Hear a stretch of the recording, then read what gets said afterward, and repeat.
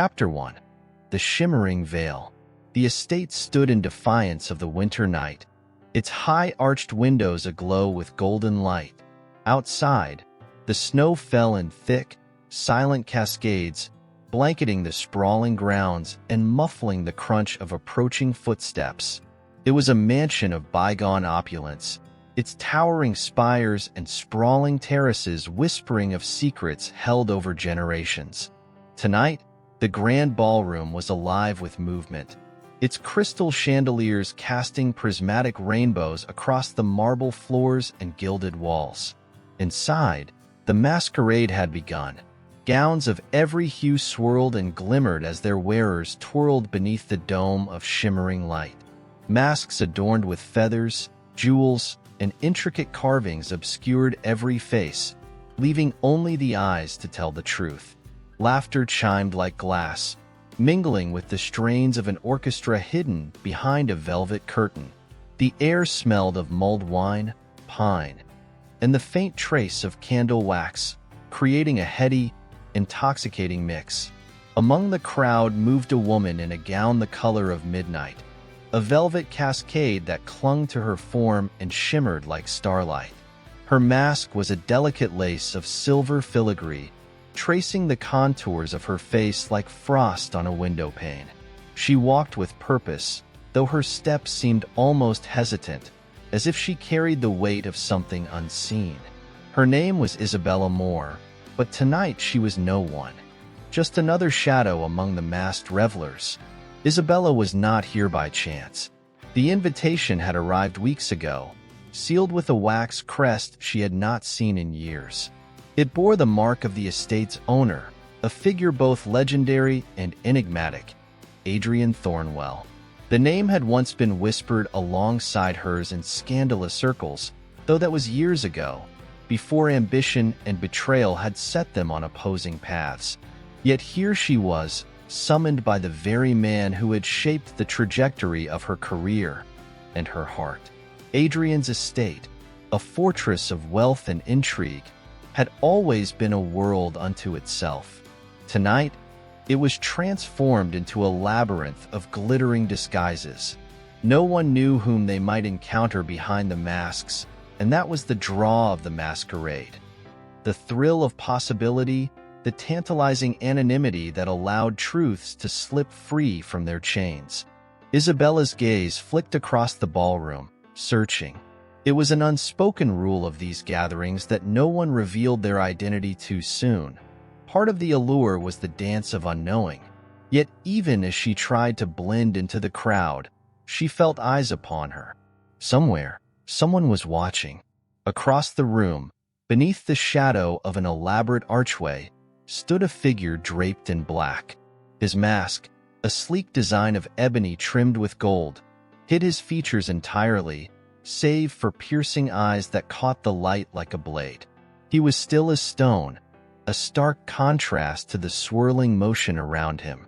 When Isabella's gaze met his, a spark of recognition ignited, though she couldn't place its source. Something about him, his posture, the way he carried himself, stirred a memory she couldn't quite grasp. The figure tilted his head, a silent invitation, and then vanished into the throng. Isabella's breath caught, her pulse quickening. Who was he? And why did he feel like a ghost from her past? The evening wore on, and the sense of mystery deepened. Couples disappeared into shadowed alcoves, the flickering light of candelabras casting elongated shapes across the walls. The music swelled and receded like the tide, carrying with it an undercurrent of suspense. Isabella moved through the rooms like a wraith, her curiosity driving her forward. She passed corridors adorned with portraits of long-dead Thornwells, their painted gazes following her as though they knew the answers she sought. At last, she found herself in the East Wing, far from the crowded ballroom.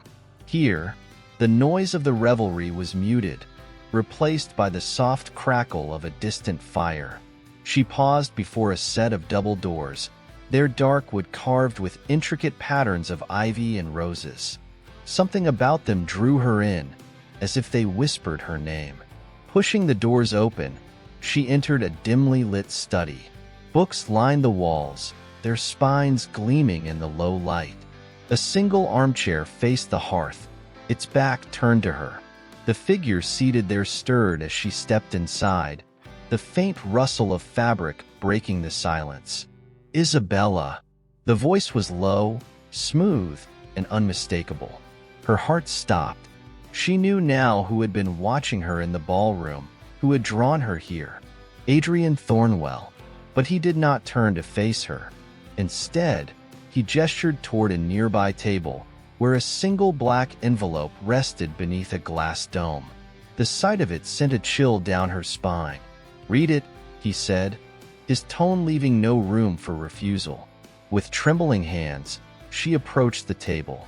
The envelope bore no markings, only a small silver seal she did not recognize.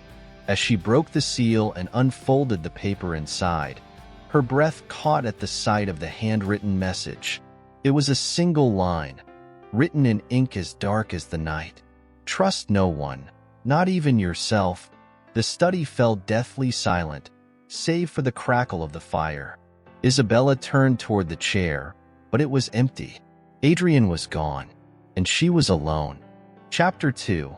Masks of the Heart. The study felt colder in Adrian's absence, though the fire still burned. Isabella stood frozen, the cryptic note clutched in her hand.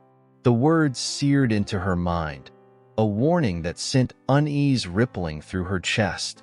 The study, once a refuge of soft light and scholarly calm, now seemed alive with shadows. The faint scent of aged leather and pine wood mingled with something darker, more elusive, a whisper of danger. Why had Adrian brought her here only to vanish like a phantom? The man she remembered had been many things: charming, ambitious, and unrelenting, but never a coward. His actions tonight, cryptic as they were, felt deliberate, each moment laden with meaning she could not yet decipher. Her thoughts churned as she left the study, her footsteps muffled by the thick carpet. The corridors of the estate stretched before her, a labyrinth of gleaming floors and flickering candelabras. The sounds of the masquerade had grown distant, muffled by the thick walls and heavy doors. Isabella's pulse quickened as she walked, her senses attuned to every creak of the old mansion, every flicker of movement at the edge of her vision. Somewhere behind her, footsteps echoed faintly. She paused, her breath catching in her throat. The sound was faint, almost imperceptible, but it was there, a steady rhythm that matched her own steps. She turned, but the corridor behind her was empty, the light casting only her shadow on the polished floor. Her heart thudded as she quickened her pace, moving deeper into the estate. The invitation to the masquerade had promised an evening of glamour and intrigue, but it had not prepared her for this gnawing feeling of being hunted. As she turned a corner, she nearly collided with a grand mirror that stretched from floor to ceiling. For a moment, her reflection startled her. The silver filigree mask, the midnight gown, the tense set of her shoulders. She looked like a stranger, a version of herself she barely recognized. It was then she noticed something peculiar. In the reflection, beyond her own image, the faintest flicker of movement passed through the shadows. She spun around, but again, the corridor was empty. The ballroom beckoned ahead, its golden light spilling into the hallway like a promise of safety. She rejoined the throng of masked revelers, the music and laughter enveloping her like a shroud. Yet even among the crowd, she felt no comfort. If anything, the anonymity of the masquerade heightened her unease. Every face was a mystery, every glance a question. Her gaze swept the room, searching for Adrian, or anyone who might explain the strange events of the evening. Instead, her attention was drawn to a figure at the far end of the room, leaning casually against a marble pillar. It was him, the man in the black mask trimmed with gold. He stood apart from the crowd, his posture relaxed yet exuding an undeniable air of authority. His eyes, sharp and calculating, fixed on her with an intensity that sent a shiver down her spine. He raised a gloved hand, gesturing subtly toward the terrace doors behind him. The message was clear: follow. Against her better judgment, Isabella wove her way through the dancers and toward the terrace. The cold air hit her as she stepped outside, the snow-covered garden stretching out before her like a silver dream. The moonlight illuminated the scene, casting long shadows over the frozen fountain and bare-limbed trees. The man waited at the edge of the terrace, his back to her. The black of his cloak blended with the night, making him seem more shadow than man. "You were watching me," Isabella said, her voice steady despite the chill that crept through her. The man turned, his movements deliberate. Up close, his mask was even more intricate than she had realized, its gold accents forming patterns that seemed to shift in the moonlight. His eyes, those piercing eyes, met hers, and for a moment, time seemed to still. He raised a hand, pointing not at her, but at something in the distance. Isabella turned to follow his gaze, and her breath caught. Far across the garden, beyond the frozen fountain, stood a figure in white. A woman, her gown shimmering like frost, her face obscured by a veil that gleamed in the moonlight. She was still as a statue, her presence both ethereal and unsettling. When Isabella turned back, the man in the black mask was gone. Panic prickled at the edges of her mind. Who was the veiled woman? Why had the masked man vanished so suddenly? The garden stretched out before her, silent and waiting, but she could not bring herself to move. Her instincts screamed at her to return to the warmth of the ballroom, to the safety of the crowd. Yet something about the veiled figure drew her forward, her steps tentative as she descended the terrace stairs.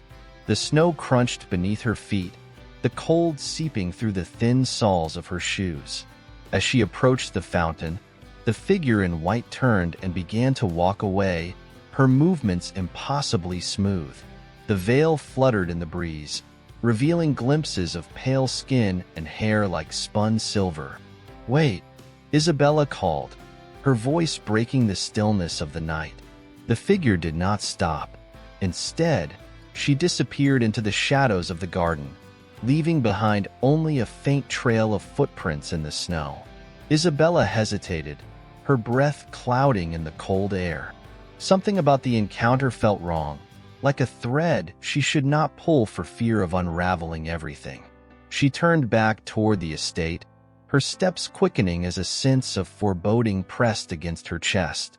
The ballroom was a beacon of light and sound, yet as she re-entered, the warmth did not touch her. Somewhere in the crowd, she felt it again. That gaze, watching, waiting. The masquerade was not a simple celebration. It was a game, and Isabella had just become its unwilling player. And somewhere, hidden behind masks of gold and shadow, someone held the answers she sought. Chapter 3: A Dance of Shadows. The warmth of the ballroom enveloped Isabella as she stepped back inside, but it did nothing to thaw the icy unease that gripped her. The glittering chandeliers above seemed to pulse with light, their reflection fracturing on the polished floor. Around her, the revelers spun in a symphony of color and motion, their laughter and chatter blending with the swelling strains of the orchestra. It was a mesmerizing scene, yet she felt like an outsider, a lone figure adrift in a sea of anonymity. Her eyes scanned the crowd, searching for something, anything, that could explain the cryptic events of the night. The veiled woman in the garden, the mysterious man in the black mask, Adrian's enigmatic disappearance. Each moment had left a mark, a trail of breadcrumbs leading her into the unknown. But Adrian was nowhere to be found. Instead, her attention was drawn to a pair of figures at the center of the dance floor. They moved with an effortless grace, their steps perfectly synchronized as though they had danced together for lifetimes. The woman wore a gown of deep emerald, her mask a delicate creation of feathers and jewels that glittered with every turn. Her partner, clad in a tailored suit of midnight blue, wore a mask so simple it seemed out of place. Plain black, without embellishment or flair. Something about the pair unsettled Isabella. They were too perfect, too practiced, their movements almost mechanical. And yet, the man's posture, his measured steps, felt eerily familiar. She edged closer, her curiosity driving her forward. As the music swelled to a crescendo, the dancers parted and the man turned. For a fleeting moment, their eyes met across the room. Isabella froze. It was him.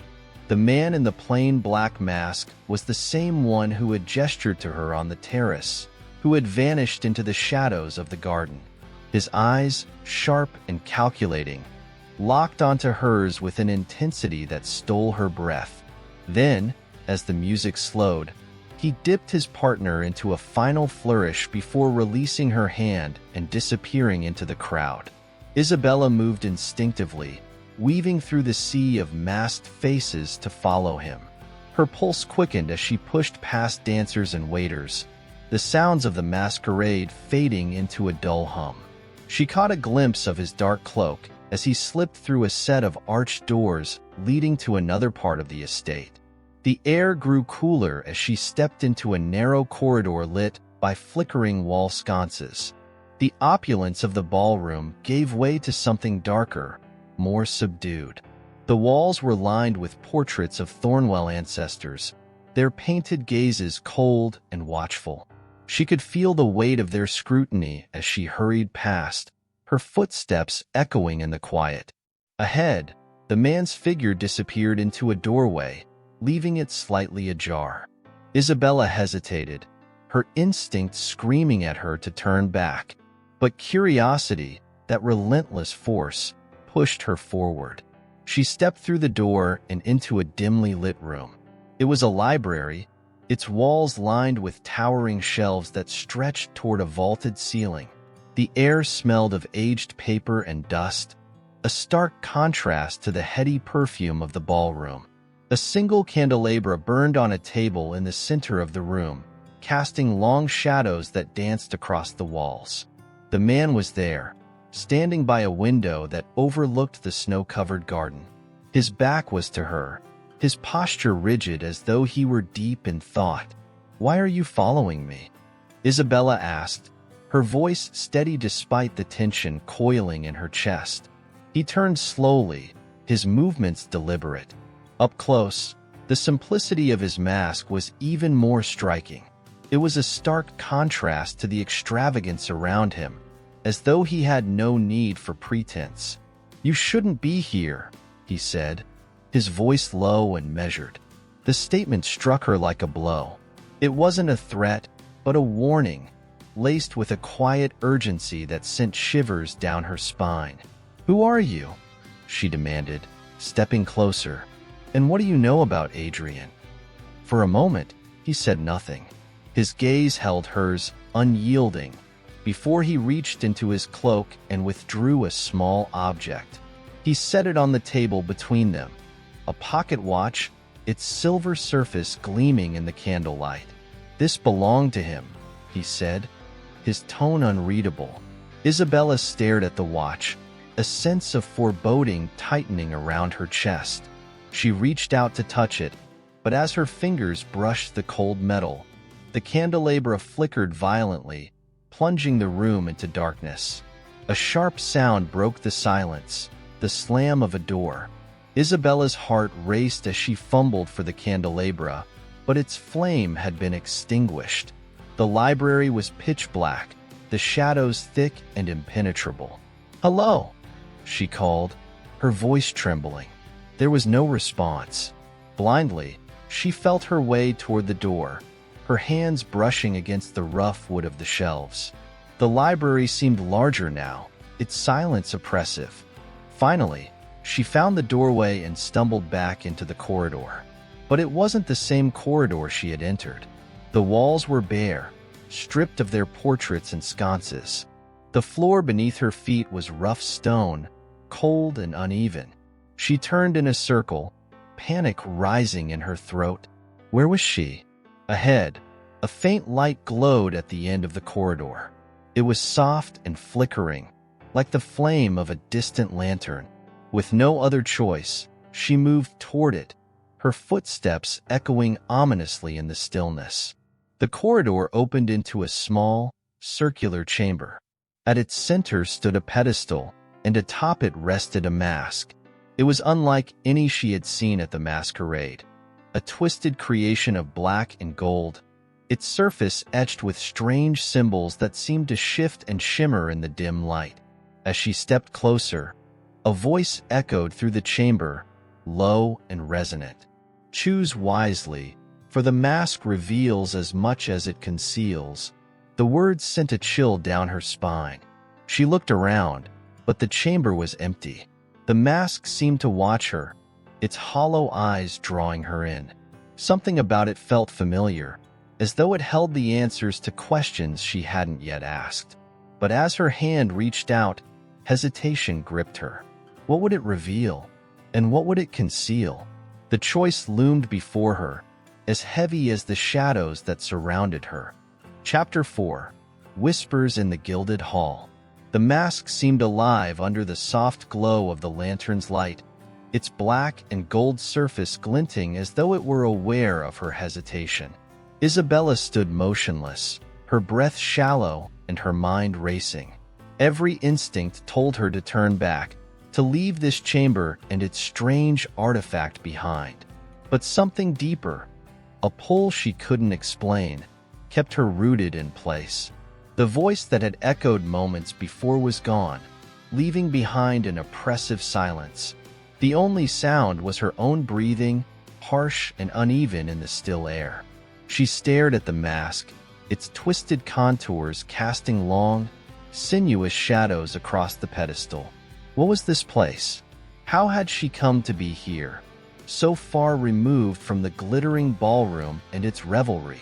The corridor she'd left behind had transformed into something unrecognizable, as though the estate itself were shifting, rearranging its bones to lead her here. As she reached out again, her fingers hovered just above the mask. The symbols etched into its surface seemed to shift and writhe, their shapes dissolving into new patterns with every passing moment. It wasn't just a mask. It was something far older, far more dangerous. And yet, it felt like it was meant for her. With a deep breath, she placed her fingers on the mask's cold surface. The moment she did, the room seemed to shudder, the faint glow of the lantern intensifying to a blinding brightness. She flinched, closing her eyes against the light, but the sensation that followed was unlike anything she had ever known. Images flooded her mind in rapid succession. A ballroom bathed in shadows, a figure in black whispering secrets into her ear, a garden cloaked in snow where footsteps led into darkness. Then, a face. A woman's face, veiled and indistinct, her eyes burning with an otherworldly light. And then, nothing. When Isabella opened her eyes, the mask was gone. The pedestal stood empty, its surface smooth and unblemished. She staggered back, her heart pounding in her chest. The chamber around her was unchanged, but the air felt heavier, as though it carried the weight of unseen eyes. Turning, she fled the room, her footsteps echoing wildly in the stone corridor. She had to return to the masquerade, to the warmth and light of the crowd. Whatever had happened here, whatever she had unleashed, it was not something she wanted to face alone. But the corridor stretched endlessly before her. The bare stone walls, the rough floor, the faint flickering light at the edges of her vision. They seemed to repeat endlessly, trapping her in a loop she couldn't escape. Panic rose in her throat as she quickened her pace, her breaths coming in shallow gasps. And then, without warning, she emerged into the gilded hall. It was the ballroom, but not as she had left it. The chandeliers still sparkled overhead, their golden light refracting across the polished floors. But the crowd was gone. The dancers, the laughter, the music, all had vanished, leaving the room eerily silent. Only one figure remained. At the far end of the room, near the grand staircase, stood the veiled woman. Her gown of shimmering white seemed to glow in the dim light, and the veil obscuring her face fluttered as though moved by an unseen breeze. Isabella froze, her pulse thundering in her ears. The woman raised a hand, beckoning her forward. Her movements were slow and deliberate, each gesture laden with a sense of inevitability. Isabella's feet moved of their own accord, carrying her across the empty ballroom. As she approached, the air grew colder, the light dimming around her. The veiled woman stood unmoving, her presence both commanding and otherworldly. When Isabella was only a few paces away, the woman reached out, her hand pale and delicate beneath the folds of her sleeve. "You shouldn't be here," Isabella whispered, though she didn't know why she said it. The woman tilted her head, as though considering the statement. Then, with a slow, deliberate motion, she lifted the veil. Isabella gasped, stumbling back as the woman's face was revealed. It was her own face, but twisted, distorted. Her eyes black and hollow, her lips curled into a cruel smile. The sight sent a jolt of terror through her, and she turned to flee, her gown catching on the hem of her shoes as she stumbled across the empty floor. Behind her, the veiled woman's laughter echoed, low and resonant, filling the vast hall with its chilling melody. Isabella reached the edge of the ballroom and flung open the doors, plunging back into the estate's labyrinthine corridors. She ran blindly, her breath hitching in her throat as the sound of laughter followed her, growing louder, more relentless. At last, she found herself back in the heart of the masquerade. The crowd had returned, the music and laughter resuming as though nothing had happened. She clutched at the nearest wall, her chest heaving as she struggled to catch her breath. But something had changed. The revelers moved as before, their masks glittering in the light, their gowns swirling in perfect synchrony. Yet their movements felt wrong, too smooth, too precise, like actors in a play they couldn't abandon. And their eyes, the only visible part of their faces, were fixed on her.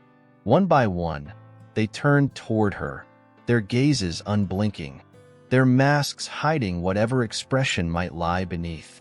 The music swelled, a discordant melody that set her teeth on edge. Isabella's skin prickled as the weight of their stares bore down on her. This was no longer a masquerade. It was a nightmare, and she was at its center. Somewhere in the crowd, a familiar figure appeared. The man in the black mask stood at the edge of the room, his posture as composed as ever. But this time, he did not gesture for her to follow. This time, he simply watched. Chapter 5. Threads of Mystery. The ballroom no longer felt like a sanctuary of glamour and intrigue. It had become a theater of unease, its gilded splendor now a mocking facade. Isabella stood frozen at the edge of the crowd, her pulse hammering as hundreds of masked faces turned toward her. The dancers moved in unison, their elegant swirls and dips following the rhythm of a waltz that had become increasingly erratic, its once beautiful melody fractured and dissonant. The man in the black mask still lingered at the far end of the room, his presence a fixed point amid the chaos. His eyes met hers briefly before he turned and slipped through a door behind him, vanishing into the shadows once more. Isabella's instinct screamed for her to follow, though every step she took away from the crowd felt like crossing into a deeper layer of uncertainty. The masked revelers did not stop their movements. They continued their eerily synchronized dance, but their heads remained turned toward her, their stares unbroken and piercing. She pushed through a set of heavy wooden doors, finding herself in a long, narrow corridor lit by faintly flickering sconces. The air was damp here, and the faint scent of mildew tickled her nose. The sounds of the ballroom faded behind her, replaced by a low hum that seemed to emanate from the very walls. The corridor branched ahead into 3 paths, each one identical to the others, their entrances yawning like hungry mouths. A shiver ran down her spine as she hesitated, glancing over her shoulder. The door to the ballroom was gone, replaced by a smooth wall of stone. The choice loomed before her: left, right, or forward. She stepped forward into the middle path, her footsteps echoing faintly on the cold stone floor. The walls seemed to close in as she walked, the air growing colder with each step. The hum grew louder, almost a vibration now, though she couldn't identify its source. Ahead, the corridor opened into a small chamber, its walls lined with tall, arched mirrors. Isabella paused at the threshold, her breath catching as she took in the strange sight. The mirrors reflected the chamber's dim light, but they did not show her reflection. Instead, each surface displayed a different scene. To her left, a mirror showed the ballroom, the dancers moving in their unsettling synchronicity. To her right, another mirror revealed the snow-covered garden where she had first seen the veiled woman. But it was the central mirror that drew her attention and her horror. In its glassy surface, she saw herself, but not as she stood now. The reflection was warped, her face twisted into the same cruel, hollow-eyed visage she had seen on the veiled woman. The reflection tilted its head, a slow, deliberate motion that sent a cold wave of dread through her. "You cannot escape," the reflection whispered, though its lips did not move. The words seemed to vibrate in the air around her, chilling and absolute. Isabella staggered back, her pulse racing as she turned away from the mirrors. But the moment she did, the chamber's walls shifted, and the path behind her was gone. She was no longer alone. A figure emerged from the shadows, a man, tall and imposing, his face hidden behind a mask of ivory and gold. His presence filled the chamber with a suffocating tension, though he made no move toward her. Instead, he gestured to the mirrors, his gloved hand sweeping toward the scenes they displayed. "You must choose," his voice resonated, deep and commanding. Isabella's mouth went dry. "Choose what?" she managed to whisper. The man did not answer. He simply waited, his figure still as stone, his mask gleaming in the dim light. Her gaze flicked back to the mirrors, her heart pounding. The ballroom, the garden, the twisted reflection of herself. Each offered a different path, a different fate. But none felt safe, and the weight of the choice pressed heavily on her chest. She stepped toward the mirror showing the garden, drawn by its stark beauty and the strange familiarity of the veiled woman. As she moved closer, the glass rippled like water, the garden beyond beckoning her forward. She hesitated, glancing back at the masked man, but he remained silent, his gaze fixed on her. With a deep breath, she reached out and touched the mirror's surface. The moment her fingers made contact, the world tilted, and she was pulled through. The cold hit her like a wave as she stumbled into the snow-covered garden. The air was sharp and biting, the moon casting its pale glow over the frozen landscape. She turned in a circle, searching for any sign of the veiled woman, but the garden was silent and still. Then, a faint sound reached her ears, a soft, rhythmic tapping, like footsteps on ice. She turned toward the sound, her breath clouding in the frigid air. A shadow moved at the edge of the garden, slipping between the skeletal trees. "Wait," she called, her voice trembling. The shadow paused, then turned toward her. It wasn't the veiled woman. It was the man in the black mask, his figure half obscured by the night. He raised a hand, motioning for her to follow, before disappearing into the darkness once more. Isabella hesitated only a moment before following. The snow crunched beneath her feet as she moved deeper into the garden, the icy wind cutting through her thin gown. The path ahead twisted and turned, the trees growing thicker and more foreboding with each step. At last, she reached a clearing, its center dominated by a grand, frozen fountain. The man in the black mask stood beside it, his posture relaxed yet watchful. He gestured to the fountain, its surface gleaming like a sheet of polished glass. Isabella approached cautiously, her breath hitching as she peered into the frozen water. Beneath the ice, shadows shifted and swirled, forming shapes that were maddeningly familiar. She leaned closer, her heart pounding as she recognized the shapes for what they were. Faces, dozens of them, their features contorted in anguish, their eyes wide with silent screams. They pressed against the ice, their mouths forming words she could not hear, their terror palpable even through the frozen barrier. A hand touched her shoulder, and she turned sharply to find the man in the black mask standing beside her. His gaze was unreadable, his presence both comforting and unnerving. "This is what lies beneath the mask," he said, his voice low and resonant. Isabella's pulse thundered in her ears as she stared into the ice. Whatever game she had become a part of, its stakes were far higher than she had imagined. And the mask she had touched, the mask she now carried with her, was at the center of it all.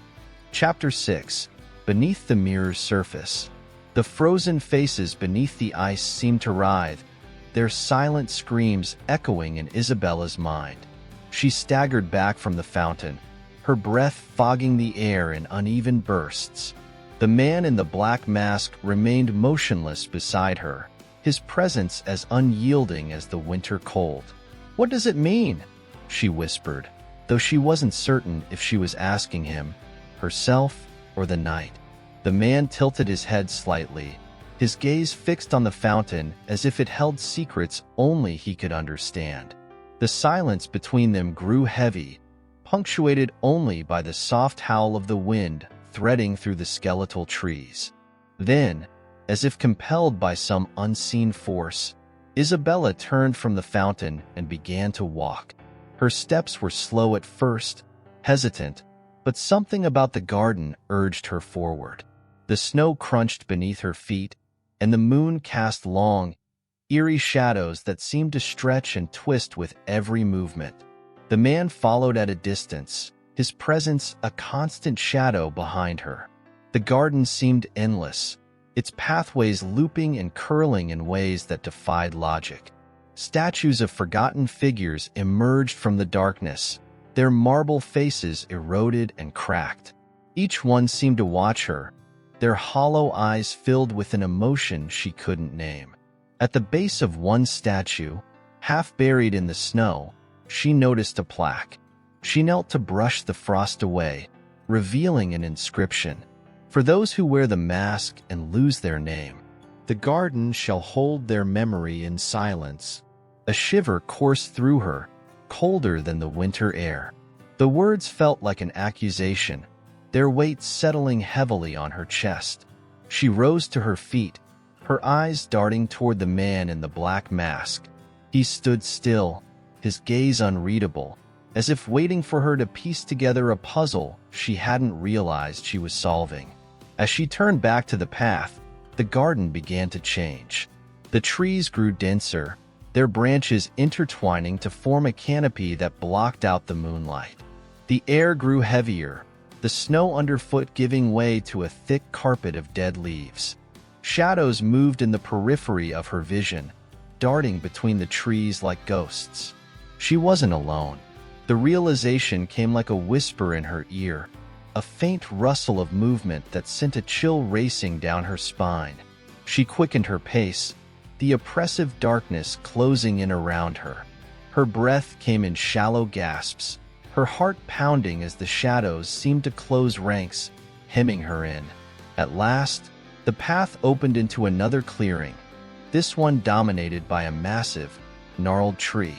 Its branches stretched skyward like skeletal arms, and its trunk was twisted with deep grooves and knots. Beneath it stood a stone pedestal, its surface engraved with symbols that mirrored those on the mask she had touched earlier. The man in the black mask stepped forward, his movements deliberate and precise.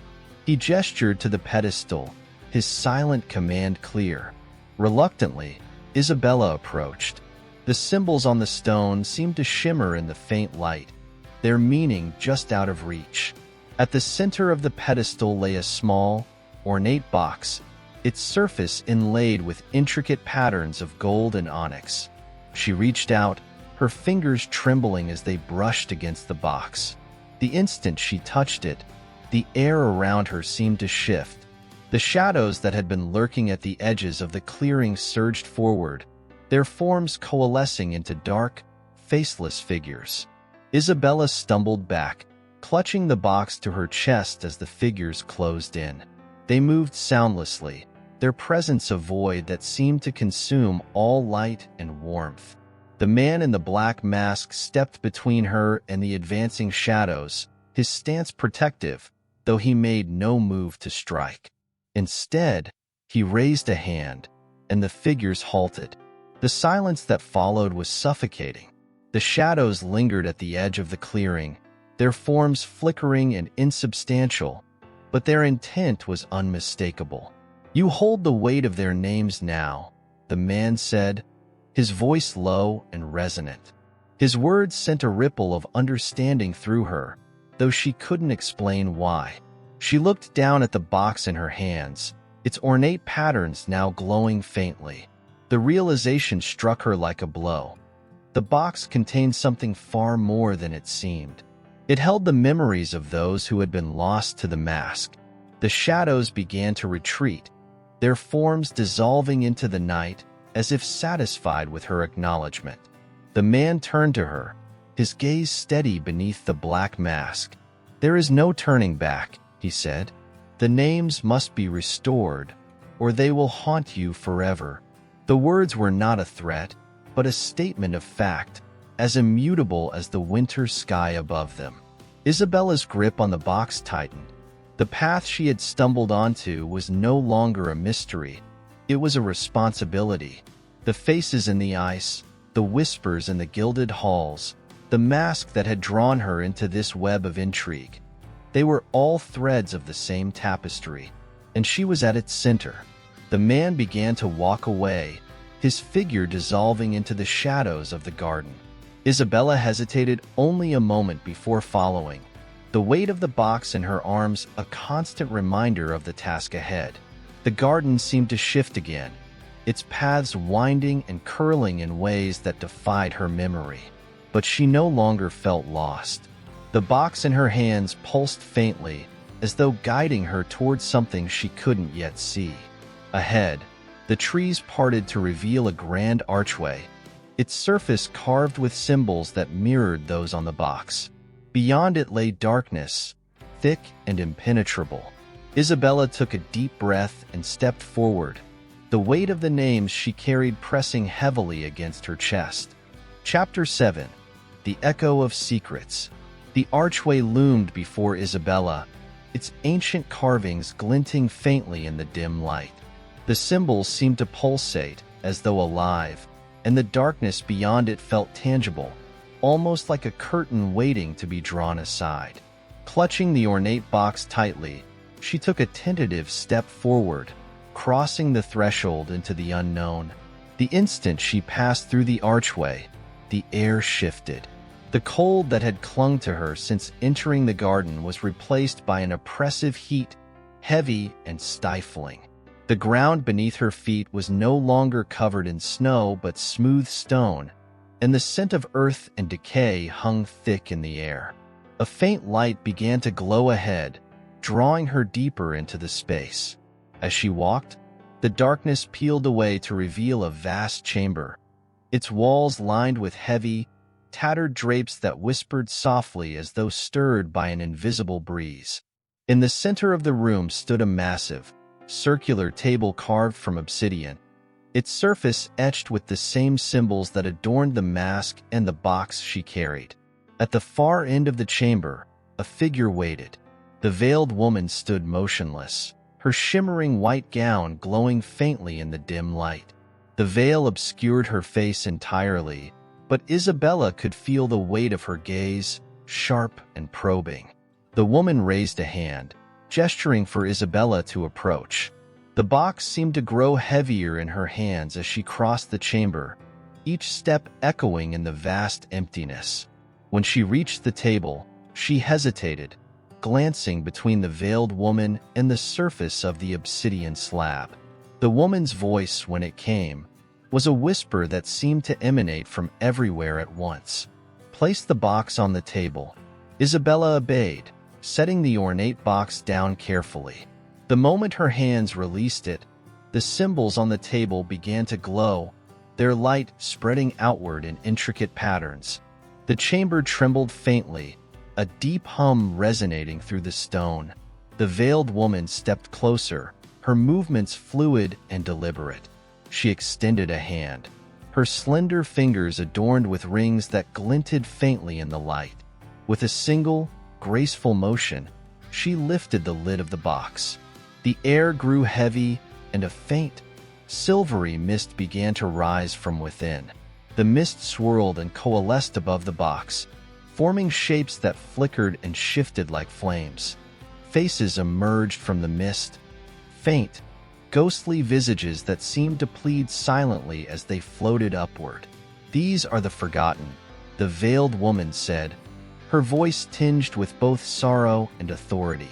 "They are bound to the mask, trapped between this world and the next."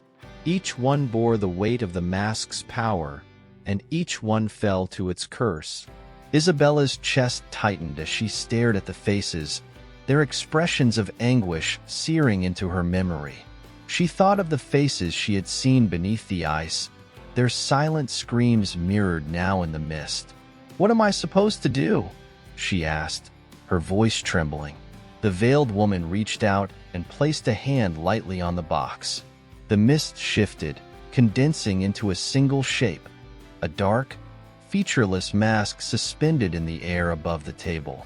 Its surface was smooth and black, devoid of the intricate designs that had adorned the one Isabella had found. "This is the true mask," the woman said, "the one that binds the souls you see before you. It is a vessel of great power, forged in shadows and sustained by the lives it consumes. If you wish to free them, you must confront the mask's creator." The words struck Isabella like a blow. She took a step back, her mind reeling. Who created it? The veiled woman did not answer immediately. Instead, she reached up and began to lift the veil from her face. The fabric fell away slowly, revealing features that were hauntingly familiar. Isabella gasped, her heart skipping a beat. It was her own face, but older, lined with weariness and sorrow. The woman's eyes bore an eerie intensity, their gaze piercing and unrelenting. "I did," the woman said softly. Isabella staggered, her thoughts unraveling in a whirlwind of confusion and disbelief. "That's not possible," she whispered. "You're me. How?"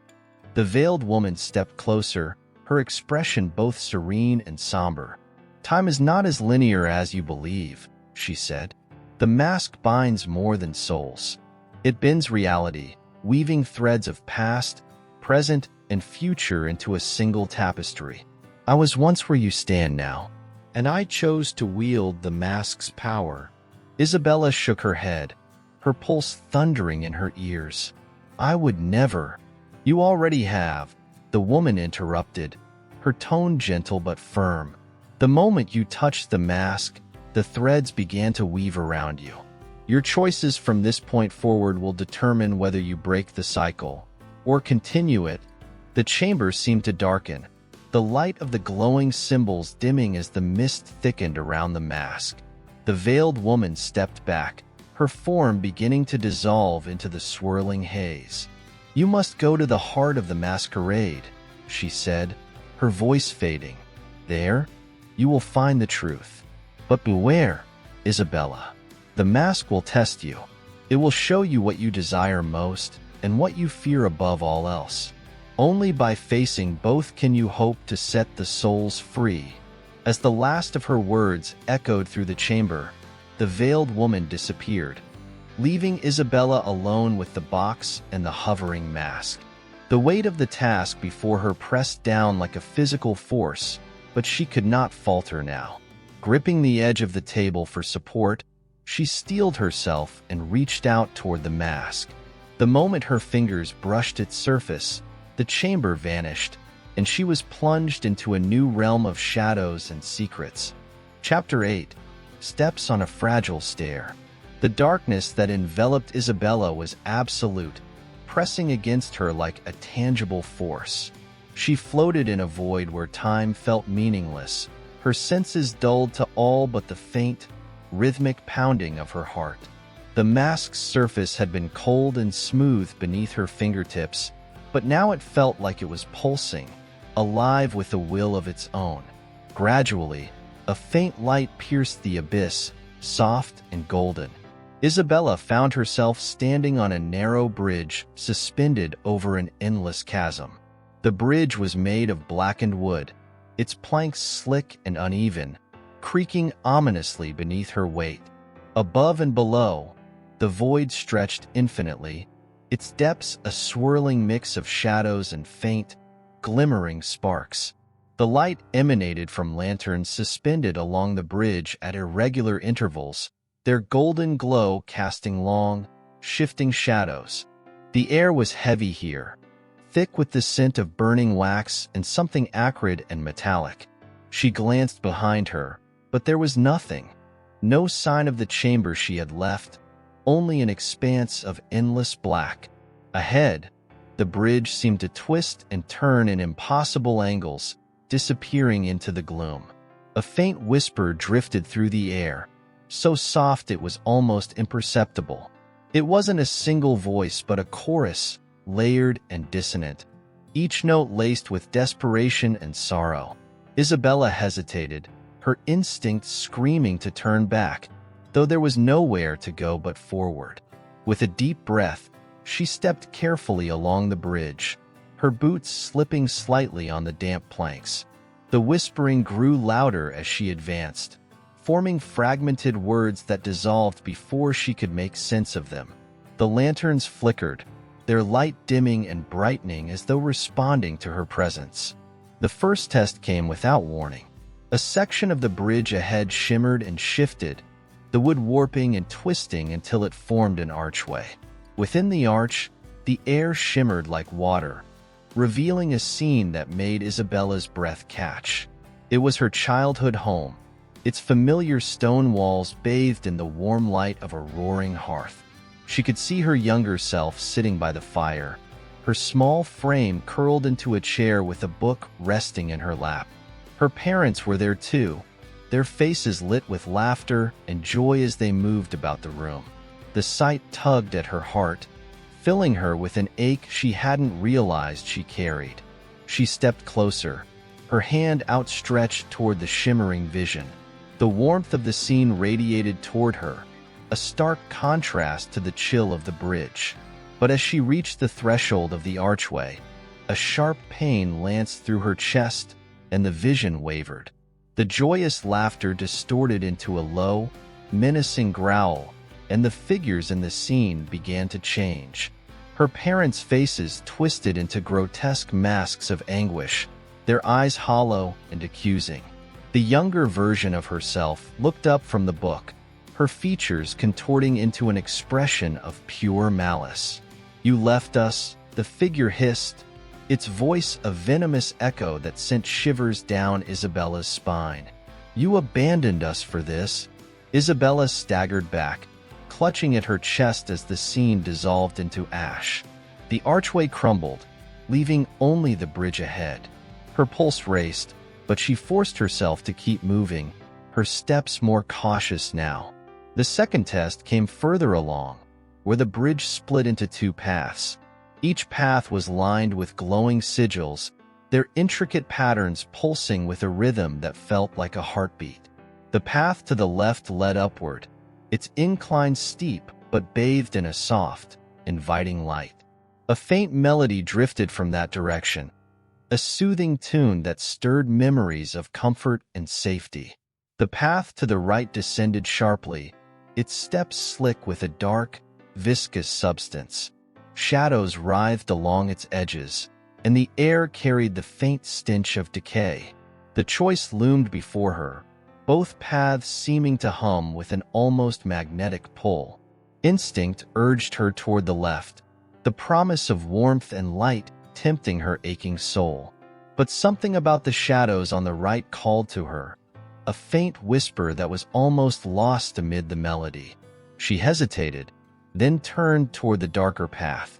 The moment she stepped onto it, the air grew colder, and the whispering voices grew louder, their fragmented words forming an indistinct chant.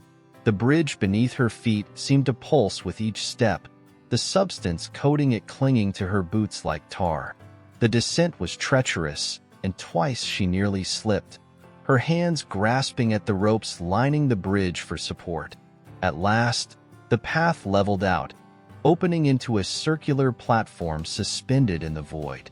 At the center of the platform stood a pedestal, atop which rested a fragment of the mask she had touched earlier. It gleamed faintly in the dim light, its surface etched with symbols that seemed to shift and writhe. As she approached, the whispering voices grew deafening, their tones both pleading and accusatory. She reached out to take the fragment, her fingers brushing its cold surface. The moment she touched it, the platform shook violently, and the shadows around her surged forward, taking on monstrous forms. They towered above her, their eyes glowing with malevolent light, their mouths opening in silent screams. Isabella stood her ground, clutching the fragment tightly as the shadows closed in. The voices reached a crescendo, and for a brief, agonizing moment, she thought she would be consumed by the darkness. Then, as suddenly as it began, the chaos subsided.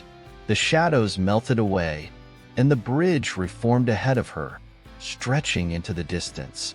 The fragment in her hand pulsed faintly, its warmth a comforting contrast to the chill around her. She slipped it into her pocket and began to walk again, the bridge twisting and turning in ways that defied logic. The whispers had faded now, replaced by a deep, resonant hum that seemed to vibrate through her very bones. Ahead, the bridge ended abruptly at another archway, this one glowing with a faint, silvery light. Beyond it lay yet another mystery, another piece of the puzzle she had been thrust into. With the fragment secure and her resolve hardened, Isabella stepped forward, ready to face whatever lay beyond. Chapter 9. Candles and Crossroads. The silvery light of the archway beckoned Isabella, its soft glow flickering like the first light of dawn after a long night. She hesitated just before crossing the threshold, an unease she could not shake crawling over her skin. The fragment of the mask pulsed in her pocket, a steady reminder of her journey and the growing weight of the choices she had yet to make. With a deep breath, she stepped into the light. The instant she crossed the threshold, the world shifted once again. The bridge dissolved beneath her feet, and she found herself standing in a vast, cavernous space. The floor was polished marble, its surface so smooth it reflected the dim light above her like a still pond. The walls were lined with towering mirrors, each one framed in ornate gold, their surfaces perfectly still, reflecting nothing but her own image. But it was not her own reflection she saw in the mirrors. As she moved through the room, the mirrors shifted in subtle ways, showing her not as she was, but as she had been, as she could have been, and in some instances, as she might yet become.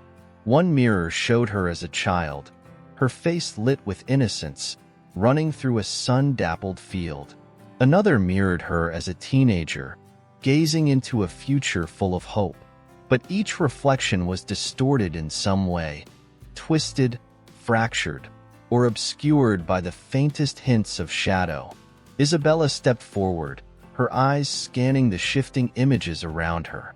The mirror closest to her flickered, and she saw herself standing beside someone she didn't recognize at first.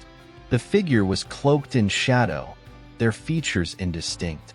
But as the image sharpened, the silhouette began to take on a more familiar shape. Her own face, only older, worn with the passage of time. A shiver ran down her spine. She reached out to touch the mirror, but the moment her fingers brushed the glass, the image rippled, and the reflection of her older self smiled coldly. "You know who I am," the reflection whispered, though Isabella never saw its lips move. The voice was her own, but laced with something bitter, something twisted. "You've seen me in your dreams, in your fears. I am what you will become if you continue down this path." Isabella stepped back, her heart hammering in her chest. The reflection in the mirror was wrong, all wrong. She had always seen herself as someone capable of changing, of making different choices. But this was a vision of defeat, of surrender. The reflection tilted its head, as though amused by her distress. "You want to save them," it said softly, its voice now full of mocking sweetness. "But the truth is, you'll never escape what you've become. You're already tied to the mask. It's already too late for you." Isabella felt her breath catch in her throat. The words echoed in her mind, gnawing at her confidence.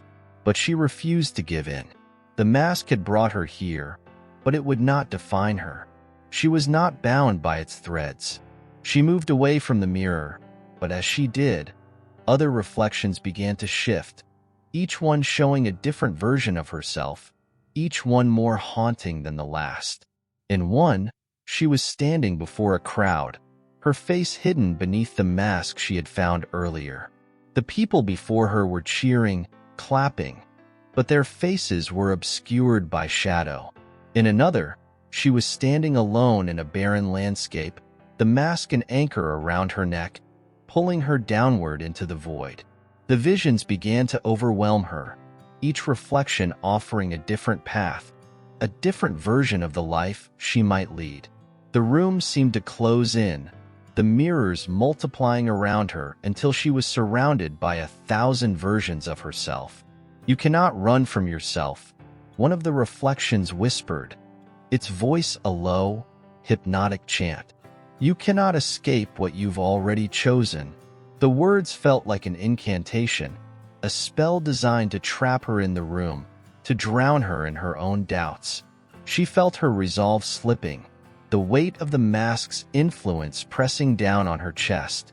The whispers were louder now, overlapping each other, as if the mirrors themselves were speaking in unison. But then, a flash of light pierced the darkness of her mind. It was brief, a sudden illumination that cut through the noise, and in that moment, Isabella knew what she had to do. She could not allow herself to be lost in these reflections, in these illusions of the past, the future, and the possible. The path she walked was not defined by these visions, but by the choices she made in the present. She turned sharply, stepping away from the mirrors that clung to her like chains. The reflections tried to follow her, but each time she looked away, they faded, their voices growing quieter. She moved with purpose now, each step a declaration of her determination. At the far end of the cavern, a large mirror stood alone, its surface clear and unbroken. There was no distortion here, no whispering voices. It was simply an empty, still reflection. Isabella approached it slowly, her eyes fixed on her own image.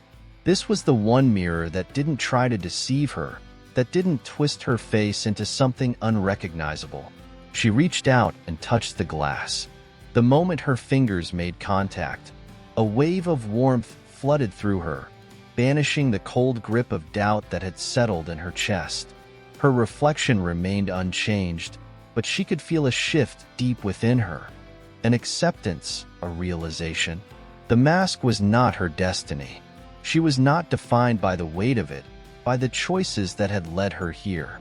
She had the power to choose again, to break free from the cycle of shadow and light that had haunted her. As if in answer to her thoughts, the mirror before her began to crack. The fractures spread across its surface like lightning, splintering the illusion of perfection. The cracks deepened, and with a final, shuddering sound, the mirror shattered completely, the pieces falling to the floor like rain. And then, silence. Isabella stood amid the shards of the shattered mirror, the reflections gone, their voices faded into the stillness. The path before her stretched onward, the darkness broken by the soft glow of another archway ahead. The mask's weight, which had been a constant pressure against her chest, lightened, as though some unseen force had lifted it. She had faced the mirror of lost reflections, and she had not been lost. With renewed determination, she stepped forward, leaving the broken mirrors behind, and walked into the unknown. Chapter 10. A Web of Silken Lies. Isabella's steps echoed in the stillness of the cavern, each footfall reverberating against the smooth walls. The last of the shattered mirror pieces glinted in the dim light as she left them behind, and yet, the sense of weight she had carried for so long was no longer pressing on her. Her resolve had solidified like molten metal cooling in the air. Whatever the mask wanted her to become, she would not fall prey to its dark designs. Ahead, the passageway narrowed, the light growing dimmer with each step. The soft, golden glow of the previous archways had been replaced by an eerie, cold light that seemed to emanate from the very walls themselves. The air grew thick with the scent of unfamiliar flowers, sharp and intoxicating, and the temperature dropped steadily until she could see her breath in front of her. As she advanced, the passage opened into a grand hall, its ceiling arching high above her, shrouded in shadows. In the center of the hall stood a massive, ornate door, its surface adorned with intricate carvings of masks, some weeping, others laughing, others distorted in grotesque ways that sent a chill through Isabella's spine. The door itself was open, but the room beyond it was cloaked in darkness, a void that seemed to pull at her, inviting her forward. The moment she crossed the threshold, the door slammed shut behind her with a thunderous bang. Isabella spun, but the door was gone, replaced by a smooth, featureless wall. She was trapped. Before her stood an enormous, circular chamber, the size of a ballroom. The walls were lined with black velvet drapes, their surfaces embroidered with golden thread. A single, wide staircase spiraled upward in the center, leading to a raised platform where an intricately carved throne awaited. It was a throne of black stone, crowned with silver and onyx, its backrest adorned with what appeared to be the same mask she had found in the garden, the one that had started it all. The space was still, too still, as though waiting for something. The oppressive silence pressed in on her, suffocating in its intensity. And yet, there was a hum beneath it all, a faint resonance in the air that tugged at her consciousness like a distant echo. Isabella moved forward, her eyes scanning the room, her senses on high alert. The hairs on the back of her neck stood up, a strange, unsettling feeling crawling along her spine. She had the distinct sense that she was not alone, but the space remained eerily empty. The hum grew louder as she approached the throne, and then, as though a curtain had been drawn aside, figures began to emerge from the shadows.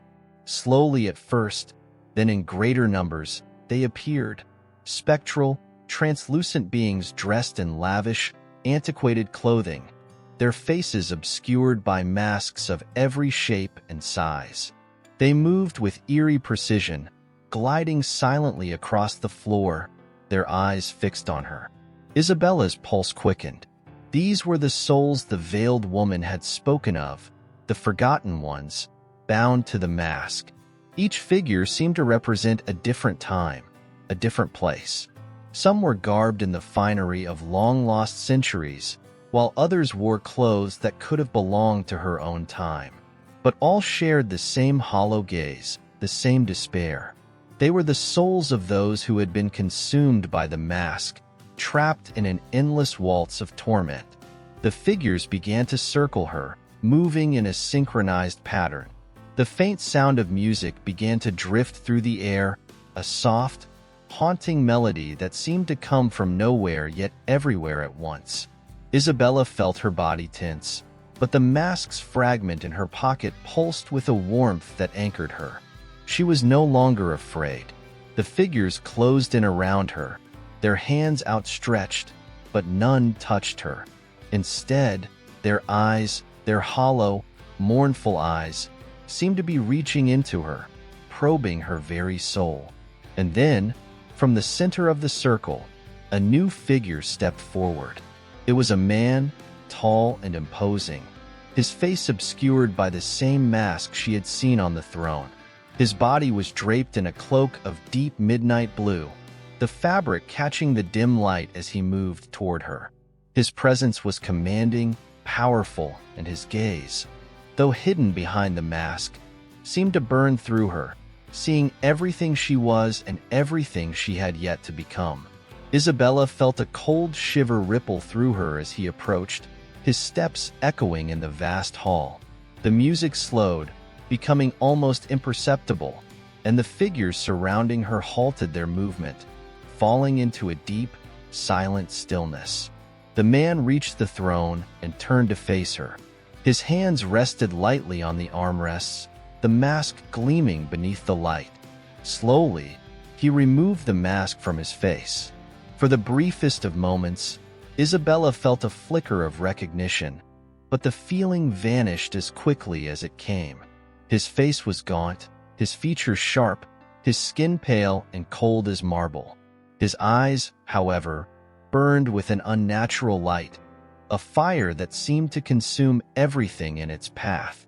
"You've come," his voice echoed, deep and resonant, reverberating through the hall like thunder.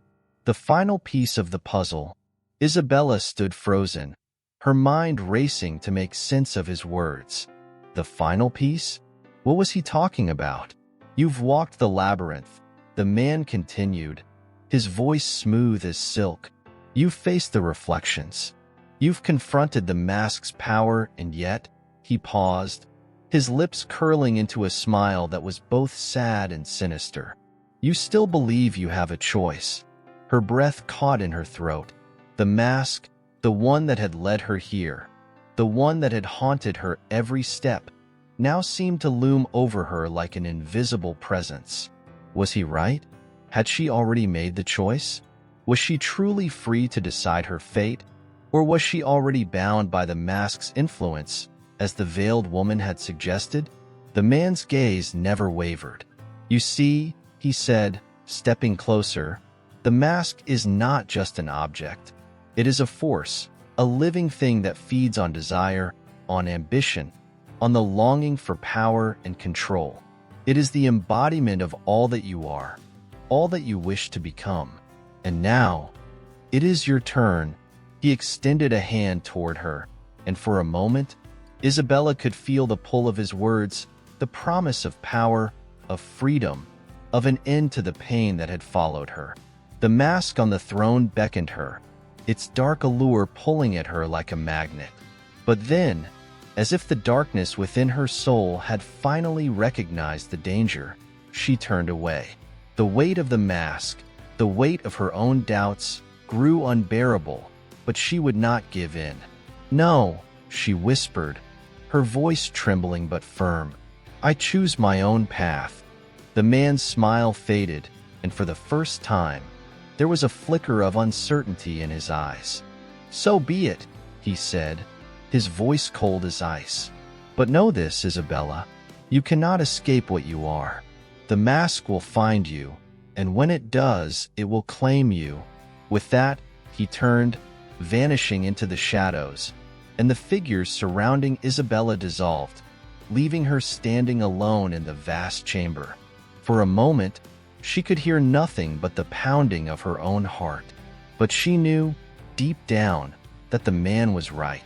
The mask was not done with her, not yet, but she had not given up.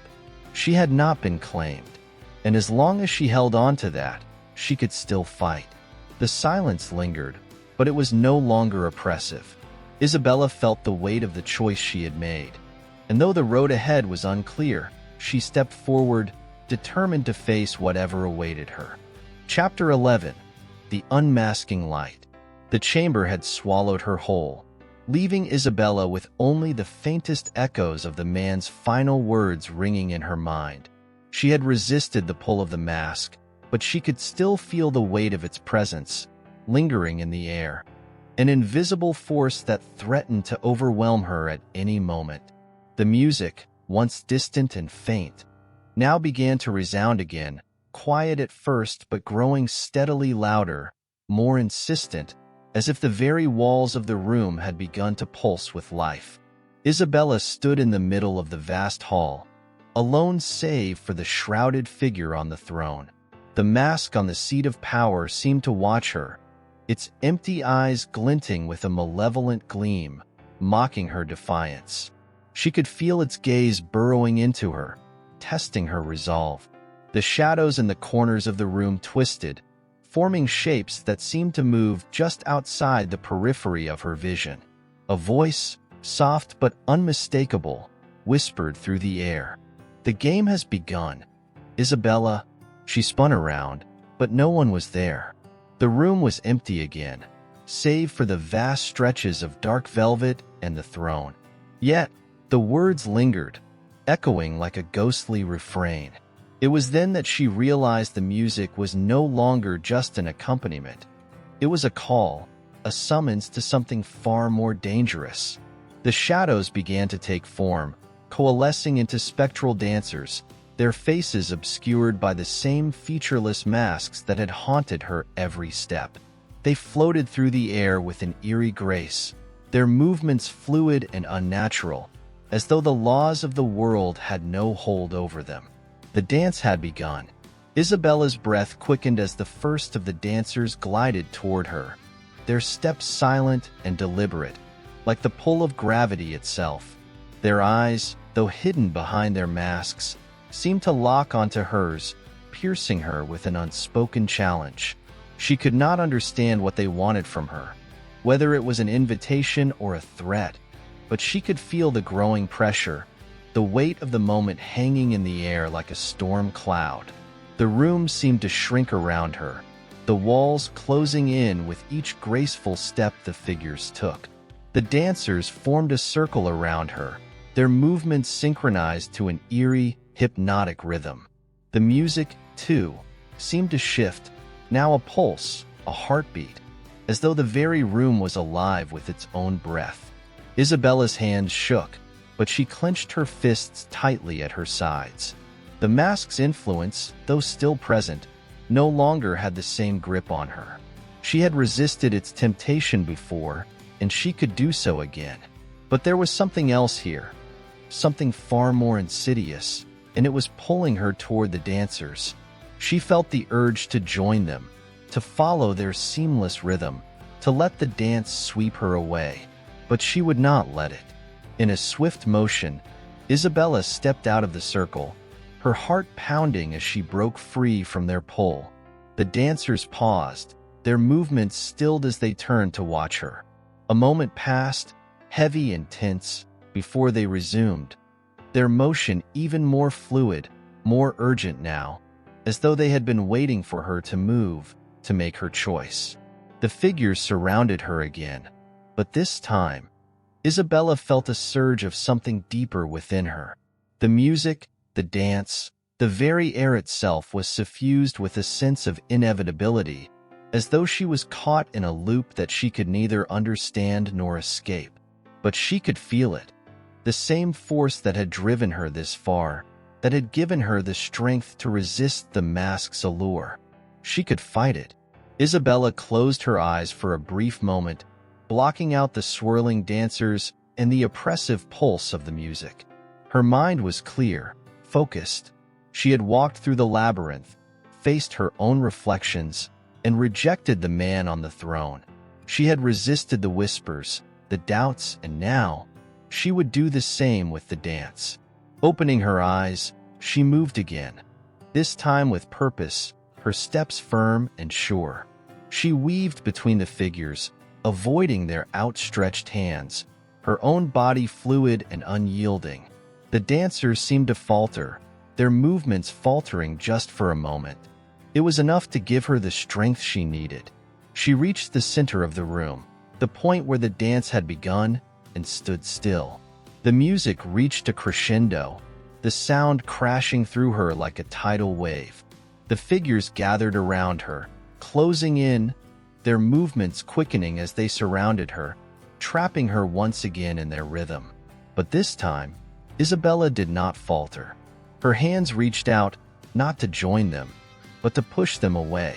She could feel the coldness of their masks, the chill of the void they represented, but she stood firm, grounding herself. The masks, the shadows, the dance. It was all a test, a trap, designed to pull her into its depths. But she would not be swayed. As she stood at the center of the circle, her voice, though barely a whisper, rose above the din. "I refuse," she said, her voice steady, though her heart thundered in her chest. "I refuse to be swept away by your dance." The room seemed to pause, the music halting for a single, breathtaking moment. The dancers froze in place, their eyes hidden behind their masks, and for a fleeting instant, Isabella thought she had won. The weight of the moment lifted, the tension easing like the release of a long-held breath. But then, the room trembled. The ground beneath her feet shifted, and the walls seemed to close in once more, as if responding to her defiance. The dancers' masks began to change, their once featureless faces now contorting into expressions of rage and sorrow. The music began again, but it was no longer a song of invitation. It was a song of judgment, of punishment. The rhythm was now relentless, cruel, and the dancers moved toward her, their graceful steps no longer fluid, but jagged, violent. Isabella braced herself, ready for the oncoming storm, but still, she held her ground. The room was collapsing, and with it, the very illusion of safety she had thought she had won. The shadows swirled around her like a maelstrom, the air thickening with every passing second. And then, in the heart of the chaos, Isabella felt the pull again. But this time, it was different. It was not the mask, not the dancers, but the throne itself, the source of it all. She turned, her eyes locking onto the throne, and she knew, without a doubt, that it was not just a seat of power. It was the center of the storm, the heart of the masquerade. The man who had worn the mask, the one who had taunted her, was not merely a guardian of the realm. He was its creator, the puppet master of all that moved in the shadows. The time had come. The music swelled to its peak, a shrieking, discordant sound that seemed to tear at the fabric of reality itself. Isabella's heart beat in time with the rhythm, her pulse quickening with every passing moment.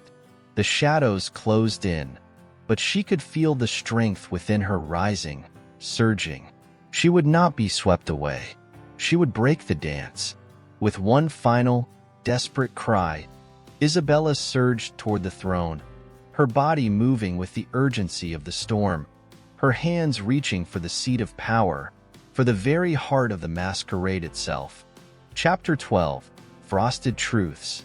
Isabella's hands shook as she reached toward the throne, the shadows swirling around her like a whirlwind of darkness. The music crescendoed in her ears, but she could no longer hear its rhythm. The world around her had dissolved into an abyss of sound and motion, and in the center of it all, she saw the throne. Its dark allure impossible to ignore, its presence overwhelming. She was close now, closer than she had ever been, and yet, the closer she drew, the heavier the weight of the mask became. She could feel it calling to her, beckoning her with the promise of finality, of answers, but she refused to give in. The room seemed to bend and warp as she pressed forward, the air thickening, as though the very atmosphere was fighting against her. pulling her back into the whirlpool of shadows that had surrounded her since the moment she first donned the mask. But she could taste her freedom now, just beyond her reach. The throne, its cold stone frame, its polished surface, beckoned, and the power that emanated from it threatened to drown her. But her resolve remained unwavering. She had come so far. She would not be claimed by the darkness. Her fingers grazed the armrest of the throne, and the world seemed to tremble. The shadows that had swarmed her parted for a moment, as if the throne itself was acknowledging her defiance. For a fleeting instant, the music stilled, and silence descended like a heavy cloak. In that silence, Isabella felt the presence of the figure she had been avoiding. The man with the mask, the one who had stood as the final guardian of this twisted domain. She could feel his gaze burning into her back, but she refused to turn. She would not give him the satisfaction of seeing her fear. Instead, her fingers curled around the throne, and with a final, defiant pull, she yanked herself onto the seat, her heart pounding in her chest. As she settled into its cold embrace, a wave of power surged through her, but it was not the crushing force she had feared. Instead, it was as though she had tapped into something far older, far more ancient than the mask or the man who had so desperately tried to control her. This was hers, this moment, this choice. The power was hers to command. The shadows that had once seemed to move with purpose now flitted at the edges of her vision, hesitant, unsure. The music, too, seemed to pause, lingering in an uneasy silence. And then, slowly, it began again. This time softer, almost a whisper, as if the very essence of the masquerade was waiting for her to make her next move. But this time, Isabella was in control. She had taken the throne, and with it, the mantle of power. From behind her, she felt the presence of the man growing closer. He was no longer the towering figure of authority he had once seemed, but something smaller, more insidious. She could sense him watching her from the shadows, his breath close, but she refused to give him the satisfaction of seeing her falter. The mask, the one that had haunted her dreams, the one that had lured her into this world, was close now, so close she could feel its pulse against her skin. She could see the gleam of its silver edges in the dark, but it was no longer a symbol of her defeat. It was simply a tool, a means to an end. She took a deep breath, her chest rising and falling in slow, steady motions, grounding herself. The room around her shifted once more, the walls seeming to close in on her as the shadows pressed closer. The music swelled again, now a chaotic cacophony that echoed in her mind, a storm of sound and fury. But still, she remained calm. She had made her choice. She would not be consumed by the darkness. In one swift motion, she rose from the throne, her feet firm against the cold floor. The shadows recoiled as if recoiling from her strength. The man in the corner of the room did not move, but Isabella could feel his presence more acutely than ever. He was not the true threat anymore. He was nothing but a relic, a remnant of the past. The mask was the real power, and it was time to confront it, to unmask it once and for all. With a steady hand, she reached up toward her face, her fingers brushing the smooth surface of her own mask. It had been a part of her for so long, too long. The mask had shaped her, twisted her perceptions, pulled her into this world of illusions and shadows. But now, it was time to let go, time to cast it aside, to free herself from its grip. For a long moment, she simply stood there, her fingers resting against the edges of the mask, feeling its cold, unforgiving surface. The weight of it, the history of it, the lives it had consumed. All of it crashed down upon her in that singular moment. And yet, as she stared at the mask, she felt a strange sense of peace. She had walked the labyrinth, faced the shadows, resisted its pull, and now, She was ready to break free. With a swift motion, she pulled the mask from her face. For a heartbeat, the world seemed to hold its breath. The music stilled again, the shadows faltered, and the room seemed to freeze in place, as if waiting for something, waiting for her to reveal her true self. And then, as the mask came away, something unexpected happened. The room exploded with light. It was not the light of the masquerade, not the dim, eerie glow that had haunted the chamber. No, this was a pure, blinding light, a force of such intensity that it seemed to pierce through every shadow, every layer of illusion. It felt as though the very fabric of the room was unraveling, the darkness receding in the face of the light's power. The throne, the walls, the figures, they all began to dissolve, their forms fading into nothingness as the light enveloped them, and then they were gone. Isabella stood alone in the center of the room, her heart racing, her breath shallow as she stared into the brilliance. The mask, now held in her hand, was nothing more than an object, a relic of a time long past. It was no longer a force, no longer a prison. She had freed herself. The shadows were gone. The music had stopped. The masquerade had ended. For the first time since she had arrived in this strange, twisted world, Isabella felt the weight of the mask lift from her entirely. She was no longer bound by its influence, no longer a puppet to the whims of the darkness. The throne, once a symbol of power and control, now stood empty. The man who had once worn the mask, the man who had tried to manipulate her, was nowhere to be seen. Isabella exhaled slowly, the light fading around her until only the remnants of it lingered, a soft glow that warmed the air. The room, though still vast and imposing, no longer held the same terror. She was free, but as she stood there, her fingers still clutching the mask, a thought crept into her mind. Was this truly the end?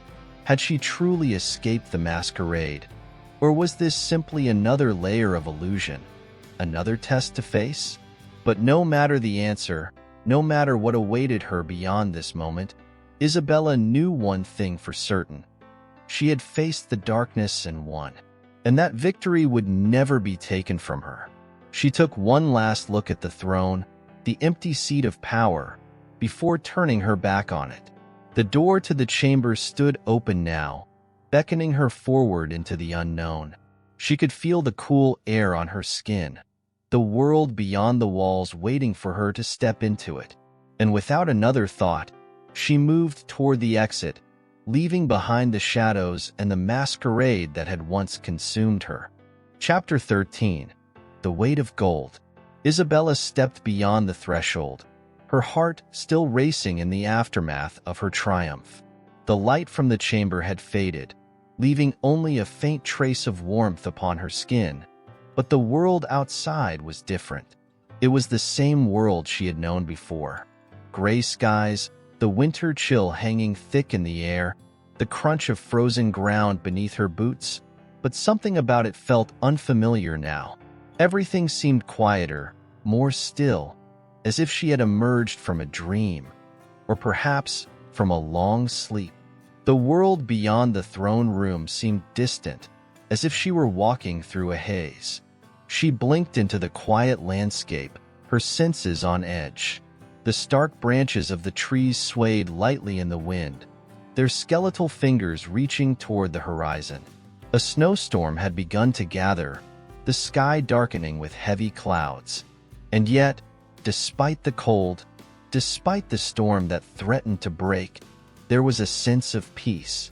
The moment she had been fighting for, the moment she had dreamed of, was finally here. But it came with an unexpected quietness that unsettled her. She could not shake the feeling that she was being watched. The snow crunched beneath her boots as she walked farther into the desolate landscape. The wind tugged at her hair, sending it whipping around her face, but it could not mask the weight of the silence pressing in on her. She had been in a realm of shadows and illusions, a place where nothing had been as it seemed. And now, Here, in the cold open world, there was no sign of life. No sound, no movement, only the endless stretch of white and gray.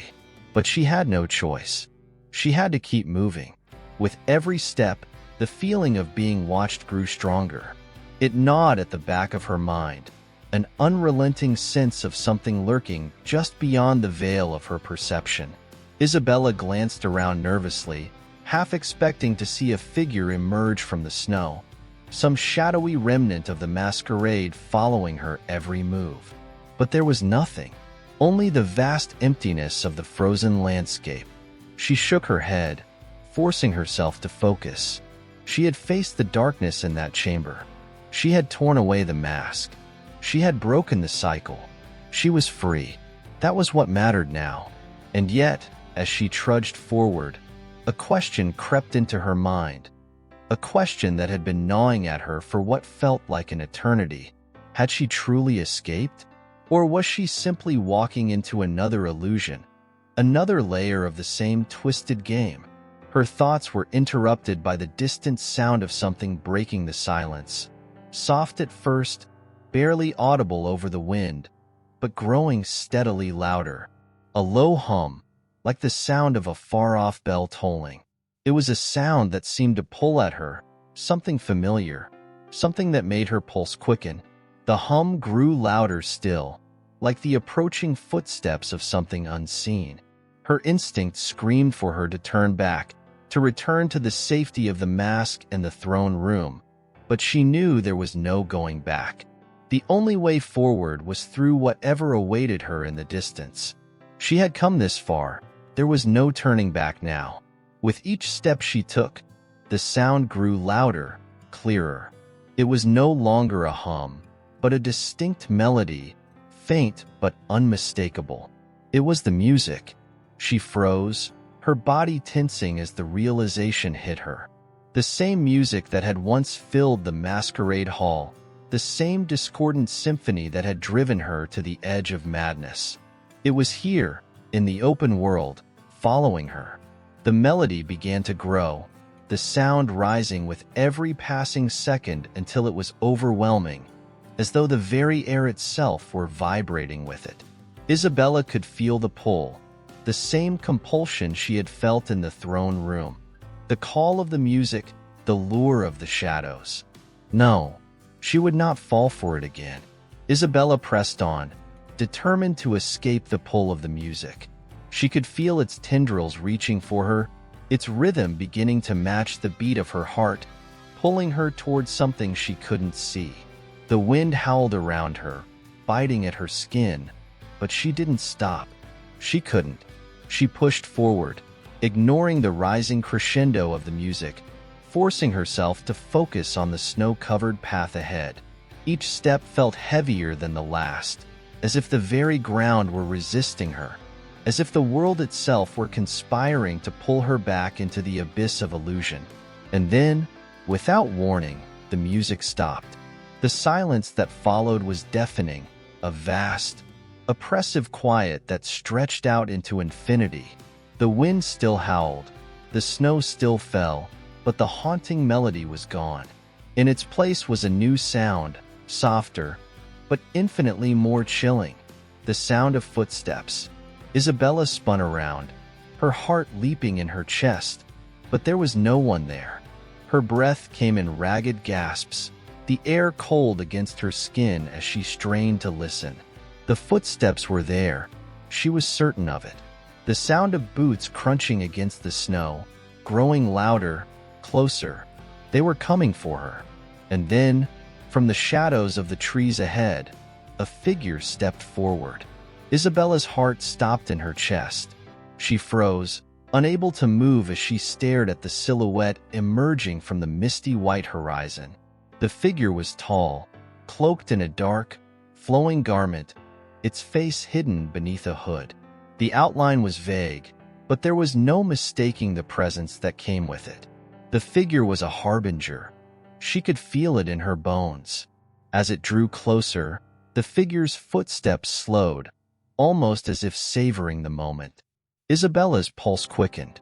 She had faced the shadows, the masquerade, the throne. But now, in this open space, in the harsh light of the world beyond, she was not prepared for what stood before her. The figure stopped just beyond the reach of her vision, standing in the thickening snow. Its hood remained low, casting its face in shadow, but Isabella could feel its eyes on her, watching, waiting. For a long moment, neither of them moved. The wind whispered through the trees, and the air seemed to hold its breath. Then, in a voice barely above the wind, the figure spoke.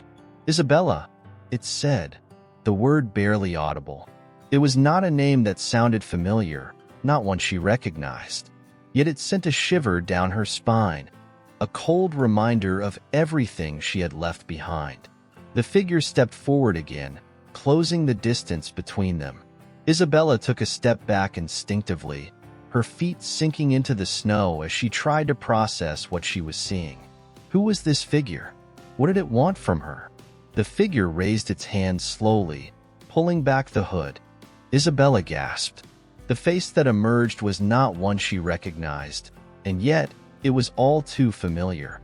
It was a face that had haunted her dreams, a face that had been with her from the moment she had donned the mask. The man who had watched from the throne, the one who had manipulated her every step. His face, twisted and cold, stared back at her now. But something was different. Something had changed. The eyes, once filled with malice, were now hollow, void of emotion. The mask, the one that had once held him in its grip, was gone. "You're not free," the figure whispered, its voice as cold as the wind. Isabella took a step back, a shiver crawling down her spine. The weight of the words hung in the air, a dark promise she could not escape. The masquerade was not over. It was just beginning again. Chapter 14. Shadows in the Snow. The figure before her was not a mere shadow, nor a figment of her imagination. It was real. Isabella could feel its presence pressing in on her, suffocating the space around her, transforming the cold, open landscape into a claustrophobic prison. Her heart pounded in her chest, echoing in her ears as the man, or whatever he was, stepped forward, his every movement deliberate, as though the very act of crossing the distance between them was part of a greater, more inevitable plan. He stood before her now, his face no longer concealed by the mask, but still, she could not decipher the emotion in his eyes. They were cold, hollow, as though he had relinquished his humanity long ago and now existed only as a vessel for something far darker, something that did not belong in the world of the living. Isabella's hands trembled at her sides, but she refused to give in to the panic rising in her chest. She had faced the darkness before. She had torn off the mask, cast aside the illusion of power that had bound her to the throne. She had escaped that realm, that world of shadows and tricks. And yet, here he was, standing before her, the very embodiment of everything she had fought to escape. "You're not free," he whispered again, his voice rasping through the biting wind. His words were a weight upon her soul, an unshakable truth that threatened to shatter the fragile sense of peace she had carried out of the masquerade. She had told herself that the worst was over, that breaking free from the throne meant an end to the game, to the manipulation. But now, standing in the snow, facing the man who had been its puppet master, she realized how wrong she had been. The ground beneath her feet seemed to shift, the snow crunching ominously as the wind began to swirl around them. Isabella's breath caught in her throat as she realized that the air itself was changing. The world was shifting again. She had thought she had left the masquerade behind, but now she could feel the edges of it creeping back into the very fabric of her reality. "Why do you run?" The man's voice was low, filled with something unnameable, perhaps mockery, perhaps pity, but it was enough to make Isabella's skin crawl. He stepped closer still, closing the gap between them as if he were pushing her into an invisible corner. You think you can outrun your fate, but it will always find you. Her mind raced, fighting to keep her composure. The cold, biting wind stung her face, but it was nothing compared to the storm of thoughts swirling in her mind. She had never fully understood her connection to him, had never known why she had been chosen to wear the mask in the first place. The whispers of the masquerade, the lure of the throne. It had all felt like a twisted dance that she could not control, a game she had to play even when she had no desire to. She had thought that once she had torn off the mask, once she had stepped away from the throne, it would all be over, that she would be free. But now, facing the man who had been its architect, she realized just how deep the trap had been set. It was not the throne or the mask that held the power. It was the very force that had created them, the force that had pulled her into its web. And that force was not something she could escape, not so easily. The man's gaze never wavered as he took another step closer, his presence growing more suffocating with every inch he closed between them. Isabella's heart beat louder in her chest, a frantic drum that seemed to drown out the wind's howl. She could feel her breath catching in her throat, her limbs frozen by the weight of his words, the weight of his existence. "You think you are free," he said softly, his voice still edged with that cold, mocking tone. "But you are not. You belong to the masquerade. You always have."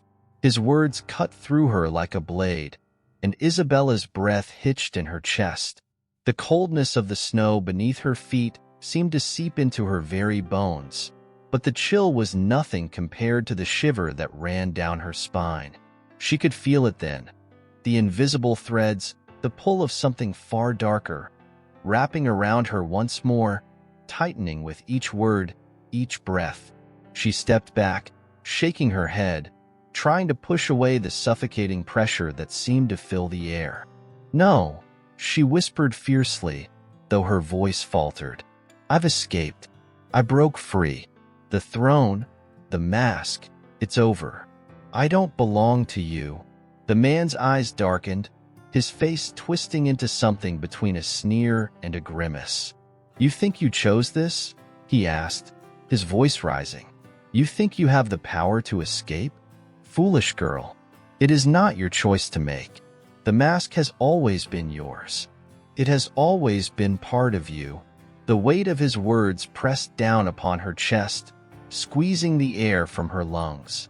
It was as if the very essence of her identity, the core of who she was, had been yanked from her, leaving her feeling empty, lost, uncertain. Could he be right? Was it truly the mask that had given her purpose? Had she been nothing more than a puppet, dancing to the whims of an unseen hand all along? She gritted her teeth, fighting back the rising tide of doubt that threatened to swallow her.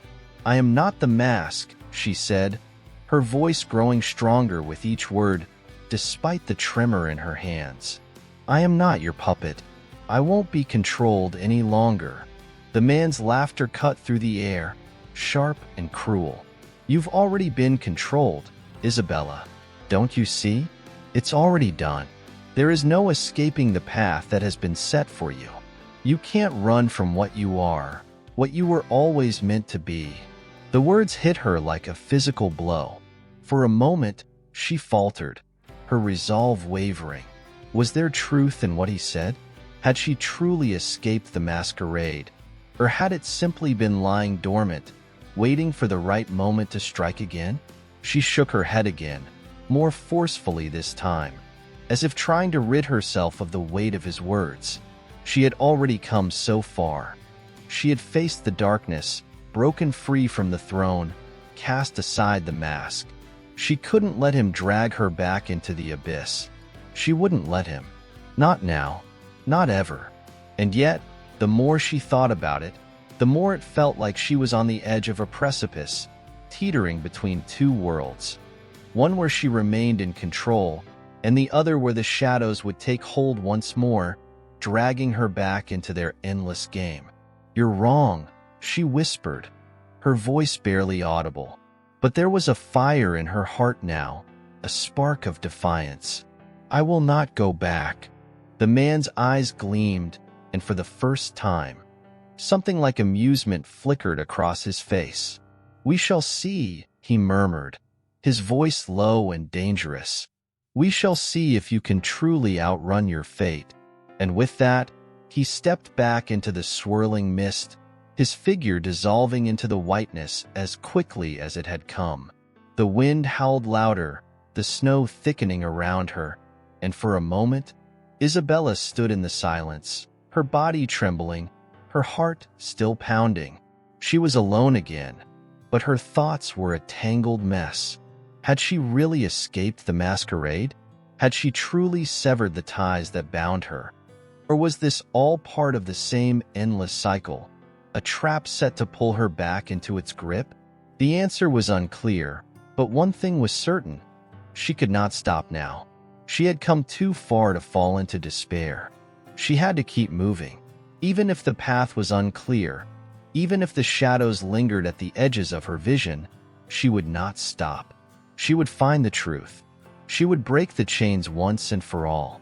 And as she began to walk forward, her steps steady despite the uncertainty that lingered, a sense of resolve settled in her chest. She would face whatever came next. She would fight until the end, no matter the cost. Because in the end, only she could choose her fate. Chapter 15. Ever after the mask.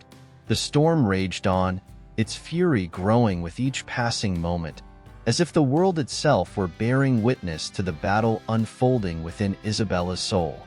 Snow swirled around her like a maelstrom, biting at her skin, whipping her hair across her face, but she did not falter. She could feel the weight of the world pressing in, the lingering sense of being watched, but she pressed forward through the vast, unforgiving wilderness, each step driven by a single thought: she would not be trapped again. The shadows of the masquerade had not let go of her. She could feel them, like fingers brushing against the edges of her mind, tugging at her consciousness, but she refused to give in to their pull. Every twist of the wind, every howling gust, seemed to whisper her name, to call her back into the fold. But Isabella's resolve was a flame that could not be extinguished. She had faced the darkness before. She had faced the masked figure, the man who had manipulated her, the force that had always been one step ahead. She had torn away the mask and broken free from the throne. And yet, now she found herself questioning: had she truly escaped? Or had she only danced deeper into the heart of the illusion? As the wind howled around her, she reached out and placed a hand against the nearest tree, feeling the rough bark beneath her fingertips, grounding herself in reality. The world was real. The pain of the cold was real. The fear she felt, the doubt that gnawed at her insides, those were real too.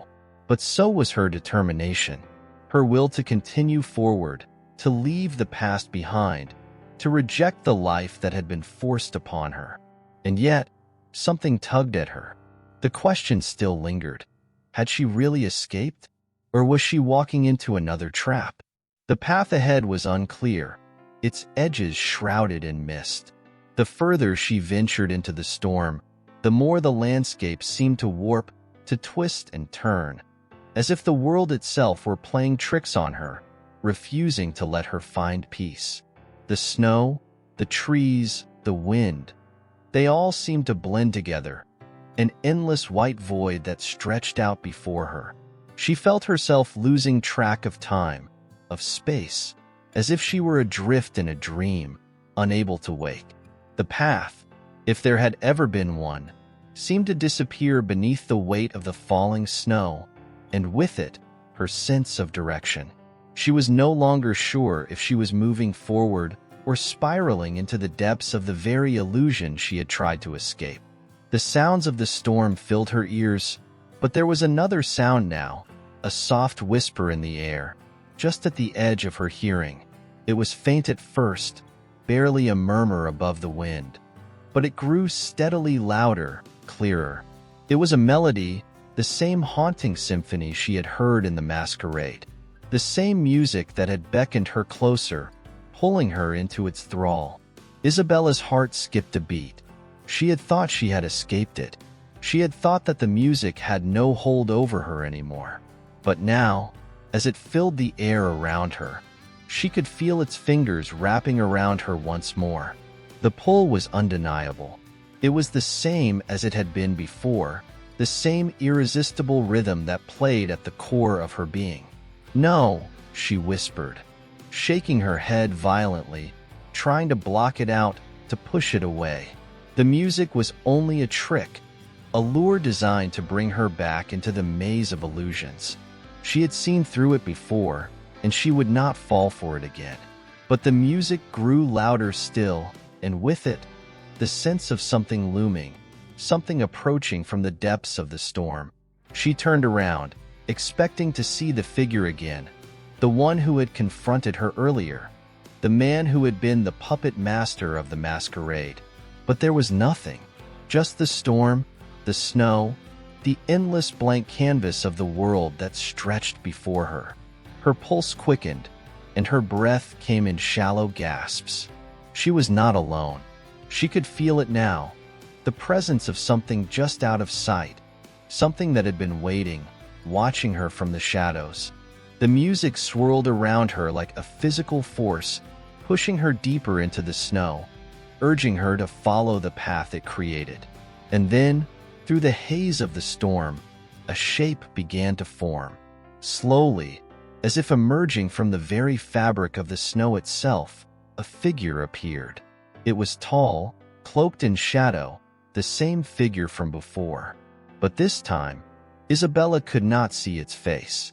The figure was obscured, the shadows hiding its true form, but she knew without a doubt, that it was not the man she had seen before. This was something else, something darker, something that existed beyond the mask, beyond the masquerade. The figure's presence seemed to consume the space around her, pushing the snow back as it moved forward. Its footsteps, though muffled by the falling snow, were unmistakable, each one carrying with it a weight that shook the very air. Isabella could not move, could not breathe, as it drew closer, its form slowly becoming more defined. The figure was not just a man. It was an embodiment of the darkness, the final manifestation of the illusion she had been fighting to escape. And then it spoke, its voice a low, rumbling echo that reverberated through her bones. "You cannot escape," it said, the words a cold declaration that carried the weight of inevitability. "You were never meant to. The masquerade is not just a place, Isabella. It is a part of you. It always has been." Isabella's breath hitched, her eyes wide with fear. The truth of the figure's words struck her with a force she could not deny. All this time, she had been trying to outrun her fate, to outrun the very thing that defined her. But the masquerade, the throne, the mask, it had never been just a place or a game. It was her. Her hands trembled, and for the briefest of moments, she wondered if it was true. Had she been destined to wear the mask, to be part of the masquerade, to dance in this endless cycle? Was there really no escape? But as the figure drew closer, as its shadow seemed to swallow the world around her, something stirred deep inside her, a flicker of resistance, of defiance. The music, the storm, the shadows, they were all part of it. But so was she. She had the power to choose. She had the strength to fight. She had broken the mask once. She could do it again. With newfound resolve, Isabella stepped forward, her voice steady as she spoke. "I am not the masquerade," she said, her voice cutting through the wind like a blade. "I am not a puppet. I choose my own fate." For a moment, the figure faltered, its form flickering as if the very words she spoke had the power to destabilize its presence. It seemed to hesitate, unsure of how to respond to her defiance. Then, as if realizing that it could not control her, the figure slowly faded, its shadowy form dissolving into the storm, swallowed by the wind and snow. Isabella stood there for a moment, her heart still pounding in her chest. The storm began to ease, the music faded into silence, and the shadows that had consumed her world began to dissipate. The landscape, though still shrouded in snow, seemed to clear before her eyes, the mist lifting, the haze breaking apart. She was alone, but this time there was no question. She was free. The masquerade was no more.